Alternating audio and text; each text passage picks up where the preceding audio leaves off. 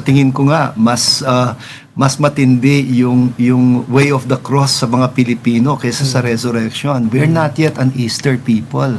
I think we are a Good Friday people eh. Kaya mas malakas yung dagsa ng mga tao sa simbahan sa mga mahal na araw, pero kakaunti na lang sila pagdating ng Easter eh. Parang siguro mas sa maraming Pilipino hindi pa nila ramdam yung tagumpay at kaluwalhatian na sinisimbolize ng Paskong pagkabuhay. Ganun, no? Dahil nga, tingnan mo, kahit sa images, the most popular images ng Panginoong Hesukristo ay Nazareno, di ba? Parang Panginoong nagdurusa. Because I think mas real sa maraming Pilipino ang pagdurusa. Ang sakit, ang hirap ng buhay. Ako, what I wish is to really be able to proclaim Easter properly to our people. And how do we do that? By giving hope. Kasi yun ang meaning ng Easter eh.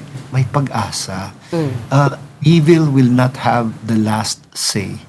Ang Panginoon lang ang may karapatang magsabing, akin ang huling halakhak. Hindi niya hahayaan si Satanas to have the last say. That is what Easter is about. It's the triumph of life, it's the triumph of goodness.